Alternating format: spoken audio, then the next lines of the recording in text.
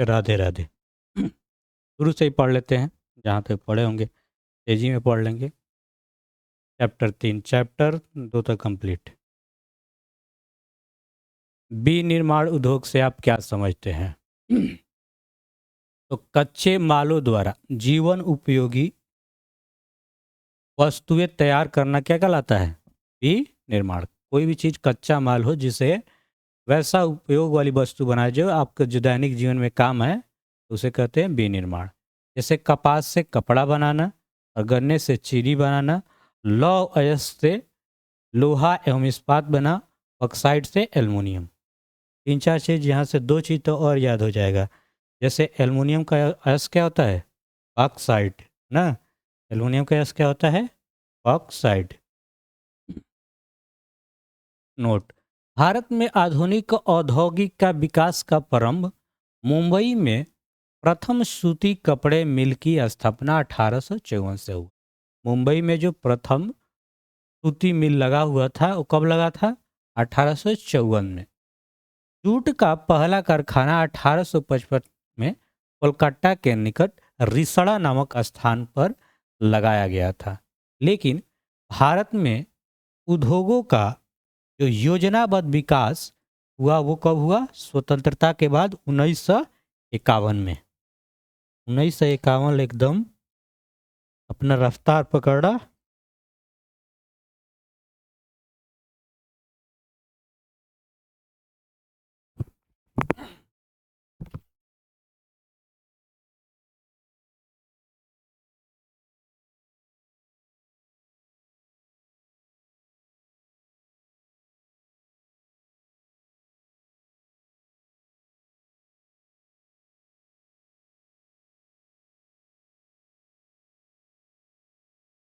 बढ़िया बना।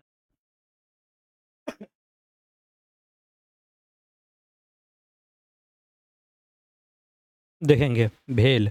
Bharat heavy electric limited, SAIL steel authority of India, जो कि सार्वजनिक उद्यम है। टाइम तो नहीं है कि कोई बदला जाए। उद्योग के स्थापना के कारक। उद्योग के स्थापना के कारक मतलब क्या क्या कारक हो सकते हैं? उद्योग के स्थापना के कारक निम्न है। सबसे पहले कच्चा माल। इस उद्योग में कच्चा माल तैयार माल के बदले बदला जाता है। जैसे गन्ना को चीनी, कपास से सूती वस्त्र और बक्साइड से बक्साइड टीन आदि।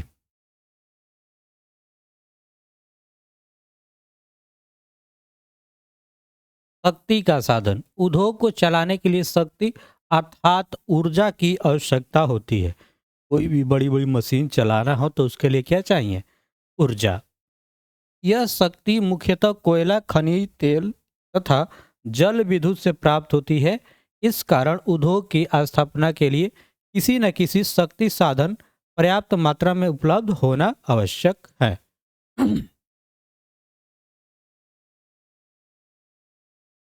संचार के साधन। कच्चा माल को औद्योगिक केंद्र तक लेने लेन तथा तैयार माल को बाजार तक पहुंचाने में सड़क, रेल, जाल परिवहन की आवश्यकता पड़ती है, जिसे संचार के साधन कहते हैं।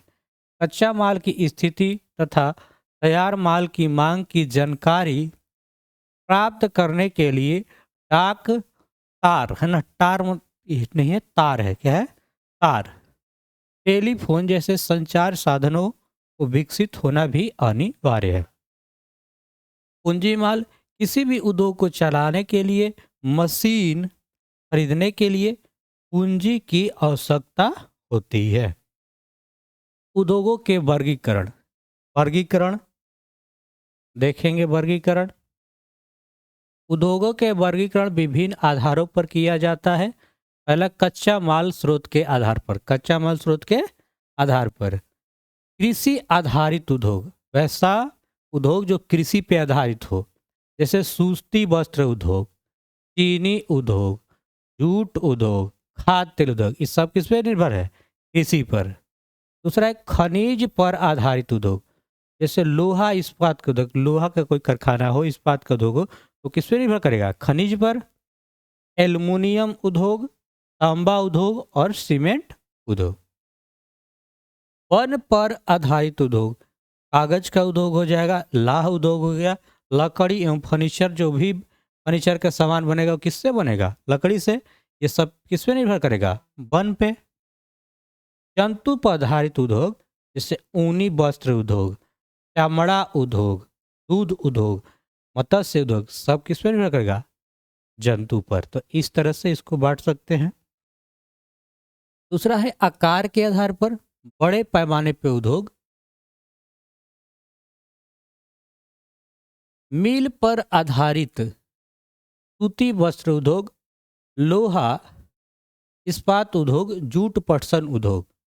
मध्यम पैमाने उद्योग, इसमें छोटी चीनी और चावल मिल, साइकिल, रेडियो और टेलीविजन उद्योग हो जाएगा। छोटे पैमाने के उद्योग, जैसे खिलौना, आभूषण निर्माण, हस्तशिल्प उद्योग, जो हाथ से कुछ बनाने लायक हो, अगरबत्ती भी बनाता है, सब बीड़ी उद्योग उद्योग है। गुड़ और अंडसारी उद्योग। स्वामित्व, स्वामित्व मतलब मालिकाना हक, मालिक उसका कौन है, उसका उसके आधार पर। सार्वजनिक उद्योग, ऐसा उद्योग जो सार्वजनिक हो। वैसा उद्योग जिसका स्वामित्व केंद्र और राज्य सरकार के हाथों में है, उसका जो दावेदार है, जो उसका हाथ, उसका मालिक है, वो क्यों, कौन कौन कौन उस पर अधिकार होगा? एक तो केंद्र का है ना, केंद्र सरकार, और दूसरा राज्य सरकार, जिसे हम सार्वजनिक उद्योग कहते हैं या कहा जाता है। जैसे भारतीय रेल, ये क्या है? केंद्र से और राज्य दोनों। लौह इस्पात, जहाज निर्माण, भिलाई इस्पात, राउरकेला इस्पात, ये सब सार्वजनिक उद्योग हो गया।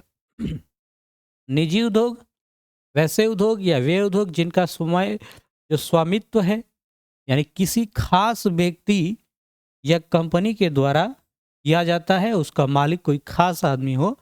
जैसे साइकिल उद्योग हुआ, कपड़ा हुआ, औषधि, बिस्कुट इत्यादि, ये सब निजी उद्योग होगा। सहकारी उद्योग, जब दो या दो से अधिक व्यक्ति या सरकारी समिति द्वारा जो उद्योग स्थापित किया जाता है, उसे क्या बोलते हैं? सहकारी उद्योग। यही था। नेक्स्ट क्वेश्चन है कि प्रदूषण क्या है? यह मुख्यतः कितने प्रकार के होते हैं? जल, वायु तथा मिट्टी में अवांछनीय पदार्थ के मिल जाने से उसके उपयोगिता में कमी आ जाती है, जिसे प्रदूषण कहते हैं। या फिर ये हम कह सकते कि पर्यावरण में होने वाले वैसा परिवर्तन जो समस्त जीवधारियों एवं प्राकृतिक संपदा को हानि पहुंचाता है, जिसे प्रदूषण कहते हैं। प्रदूषण मुख्यतः 5 प्रकार के होते हैं: वायु प्रदूषण, जल प्रदूषण, मृदा प्रदूषण, ध्वनि प्रदूषण और रेडियोधर्मी प्रदूषण। रेडियोधर्मी क्या होता है? अल्फा बीटा गामा केमिस्ट्री में पढ़ेंगे। वायु प्रदूषण मालूम है, जल प्रदूषण, मृदा प्रदूषण, ध्वनि प्रदूषण। ये मोस्ट इंपॉर्टेंट क्वेश्चन है। पूछता कि भोपाल गैस कांड की घटना क्या है?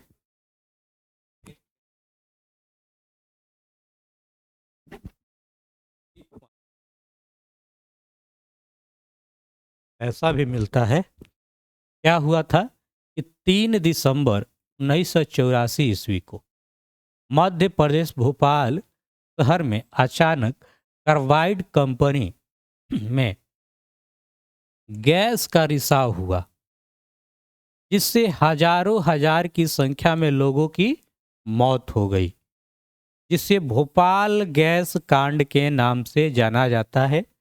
इसका परिणाम कई वर्षों तक देखने को मिला। जो भी बच्चा जन्म लेता वह अपाहिज का शिकार तथा आंख के रोग से ग्रसित होता था। कब कांड हुआ? बहुत दिनों तक इसका लंबा प्रकोप रहा। सूती वस्त्र उद्योग का वर्णन करें। सूती वस्त्र उद्योग भारत का सबसे बड़ा एवं प्राचीन उद्योग माना जाता है। इसका पहला परमाणु सिंध, परमाणु नहीं होगा, इसका पहला प्रमाण सिंधु घाटी सभ्यता, सिंध घाटी सभ्यता से मिला था। देश के समस्त उद्योगों में लोग, श्रमिकों के 1/4 आबादी लगभग 15 लाख इसी उद्योग में लगी है। यह कृषि के बाद रोजगार प्रदान करने वाला सबसे बड़ा क्षेत्र है। विश्व में सूती वस्त्र के उत्पादन की दृष्टि से भारत दूसरे स्थान पे आता है, पहला स्थान पे चीन आता है। विकास। भारत में सूती वस्त्र का पहला कारखाना 1818 ईस्वी में कोलकाता के निकट पोर्ट ग्लास्टर में स्थापित किया गया, किंतु प्रयास असफल रहा। जबकि 1854 में भारतीय वस्त्र कारखाना कावसाजी नाना भाई डाबर द्वारा मुंबई में स्थापित किया गया और इसी समय से भारत के वर्तमान उद्योग की शुरुआत हुई। 1905 में स्वदेशी और प्रथम विश्व युद्ध में इस उद्योग की प्रमुख रूप से प्रोत्साहन मिला तथा द्वितीय विश्व युद्ध में को भी इस उद्योग गति करने का पर्याप्त अवसर मिला। भारत में की संख्या 100 है। कितना है? 100 है। सबसे ज्यादा महाराष्ट्र में। स्थानीयकरण। वस्तु उद्योग के स्थानीयकरण, पहला तो कच्चा माल, शक्ति के साधन, जल पूर्ति,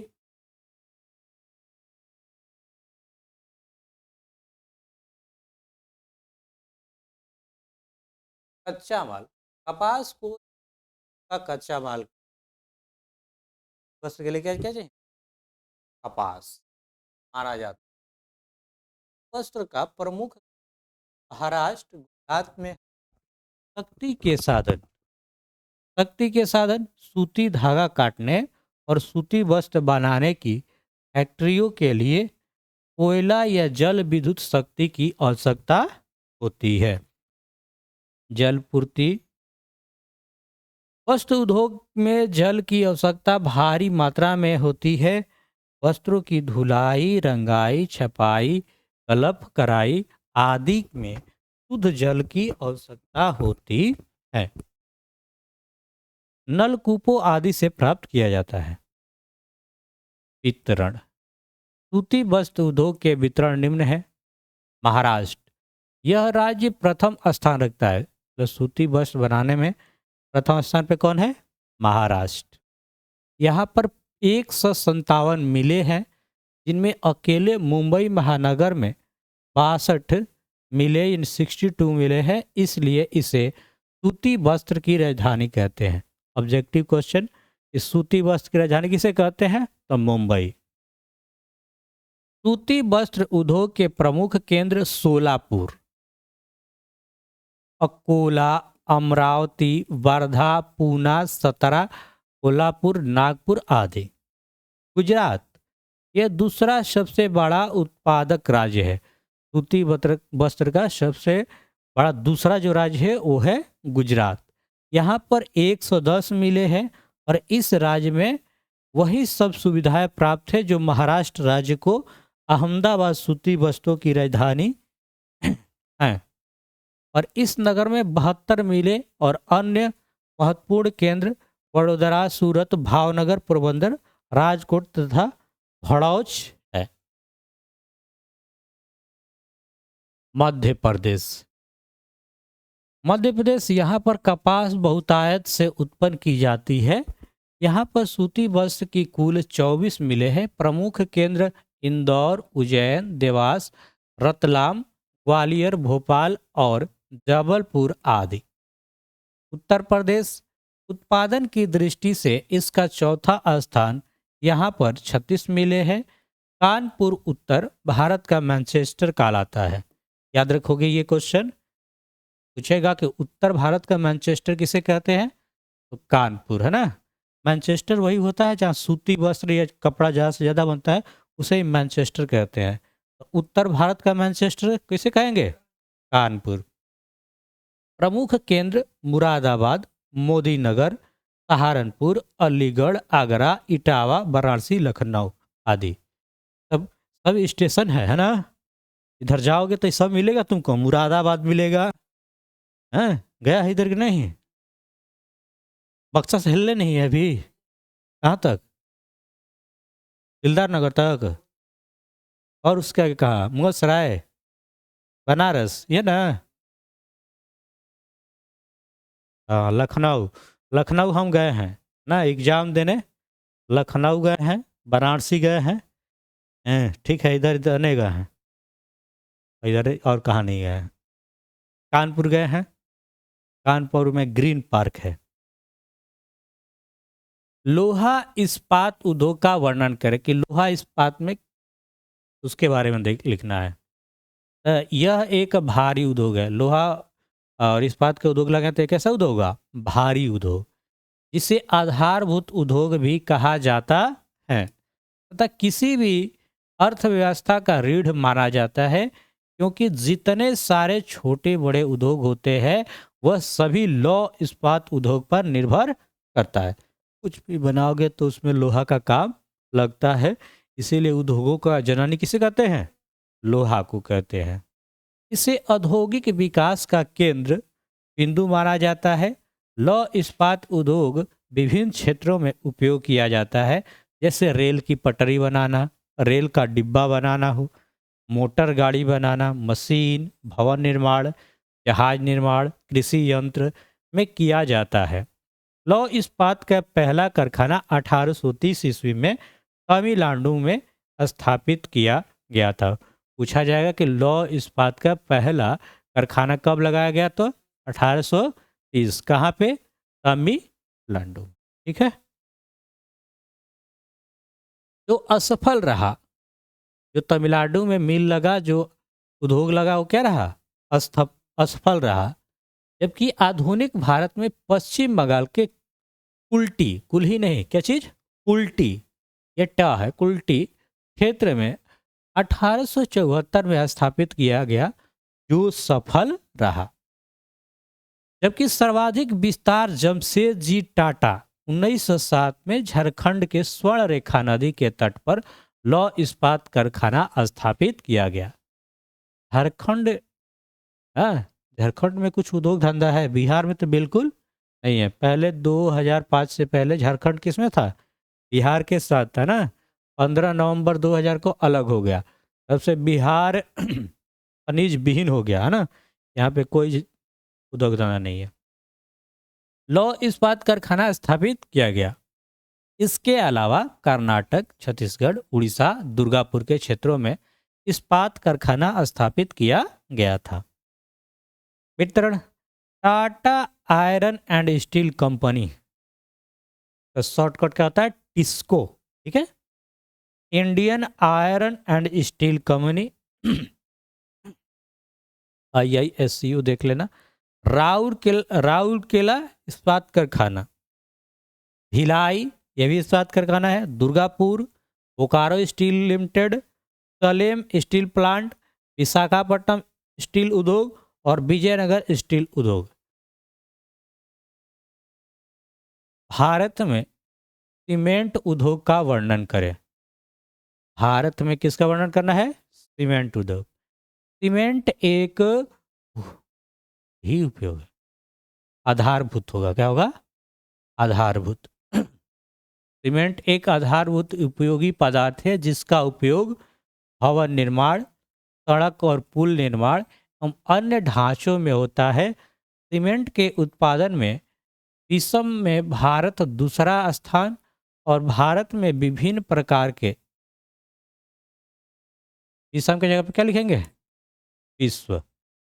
विश्व में भारत का दूसरा स्थान, और भारत में विभिन्न प्रकार के सीमेंट, ऑयल, तेल, सफेद सीमेंट इत्यादि। चूना पत्थर, सिलिका, जिप्सन, देखेंगे ये ध्यान से। चूना पत्थर, सिलिका, जिप्सन और कोयला इस उद्योग का मुख्य कच्चा माल है ना। चूना पत्थर ही ऐसे देगा ऑप्शन में कि कच्चा माल क्या है, तो चूना पत्थर याद रखेंगे। इस सीमेंट के लिए कच्चा माल क्या है? तो चूना पत्थर। उसमें क्या क्या है? चूना पत्थर है, सिलिका है, जिप्सन है और कोयला इस उद्योग का मुख्य कच्चा माल है। भारत में सीमेंट का पहला कारखाना चेन्नई 1905 में लगाया। कब लगाया गया? 1904 में। ठीक है। 2008 में भारत में सीमेंट का 159 बड़े और 332 अधिक छोटे कारखाने थे। भारतीय सीमेंट की मांग दक्षिणी और पूर्वी एशिया में बहुत अधिक है। ये जानते हो सीमेंट का आविष्कार किसने किया था? हम्म? जोसेफ स्टीफन या स्पीडर, है ना? जोसेफ नाम से मालूम जाएगा कैसे कि सीमेंट को जिस शेप में ढालोगे वैसा ही ढल जाता है, तो जोसेफ उसका नाम है और स्पीडन या स्टीफन है। अगला क्वेश्चन है कि उपभोक्ता उद्योग से आप क्या समझते हैं? इस उद्योग का संबंध उपभोक्ता से होता है तथा वह उपयोगी वस्तुएं बनाता है जिसे उपभोक्ता उद्योग कहा जाता है, जैसे सिलाई मशीन, चाय, चीनी उद्योग इत्यादि। प्रश्न, उदासीकरण, निजीकरण, वैश्वीकरण क्या है? वैश्वीकरण भारत पर क्या प्रभाव पड़ा? तो लिख लेंगे 1991 ईस्वी में भारत के द्वारा तीनों नीतियों का अपनाया गया था। ये तीनों नीतियां कौन कौन? उदासीकरण, निजीकरण, वैश्वीकरण। उदासीकरण सरकार द्वारा लगाए गए सभी आवश्यक नियंत्रण एवं प्रतिबंधों को हटाने की प्रक्रिया को उदासीकरण कहा जाता है। उदासीकरण का जनक डॉक्टर मन, इतना गलत टाइप किया गया है, उदारीकरण है। क्या है? आगे पढ़ते हो हम, चल के उदासीकरण पे क्या लिखेंगे? उदारीकरण, ठीक है। हाँ, उदारीकरण का डॉक्टर मनमोहन सिंह का आर्थिक का, है ना, इनको अर्थशास्त्र का उदारीकरण कहते हैं, इससे मालूम चला। सरकार द्वारा लगाए गए सभी आवश्यक नियंत्रण एवं प्रतिबंधों को हटाने की प्रक्रिया उदारीकरण कहा जाता है। उदारीकरण का जनक डॉक्टर मनमोहन सिंह है। डॉक्टर मनमोहन सिंह कौन थे? मालूम है कि नहीं मालूम है? भारत के प्रधानमंत्री थे, मोदी जी से पहले वही थे 2014 से, है ना? वे लगले देहांत हुआ था। नामों नहीं याद रखते प्रधानमंत्री का। इसके तहत अर्थव्यवस्था के सारे द्वार खोल दिए जाते हैं। व्यापार की नीति में सुधार किया जाए, जैसे उद्योग, शिक्षा, स्वास्थ्य, बैंक, बीमा, सेवा क्षेत्र आदि। निजीकरण इस क्षेत्र के द्वारा सार्वजनिक क्षेत्र पर उद्योगों पर पूर्णतः या अंशतः रूप से स्वामित्व करना ही निजीकरण कहलाता है। इससे बाजार को शक्ति को मजबूत किया जाता है, जिसके कारण पूंजी, रोजगार, उत्पादन, विकास की संभावना बढ़ जाती है। नेक्स्ट है वैश्वीकरण। तो विश्व की अर्थव्यवस्था को विभिन्न देशों की अर्थव्यवस्था से जोड़ देना की प्रक्रिया को वैश्वीकरण कहा जाता है। इसके फलस्वरूप वस्तु, सेवा तथा पूंजी का लगातार प्रवाह होता है। इसके कारण ही हमारे देश में अनेक प्रकार की बहुराष्ट्रीय कंपनियां आई, जिससे देश का आर्थिक विकास हुआ। इसके कारण विज्ञान, उद्योग, शिक्षा के क्षेत्र में काफ़ी विकास देखा गया, जो सकारात्मक प्रभाव है, और नकारात्मक के रूप में घर का छोटा सा उद्योग चौपट हो गया।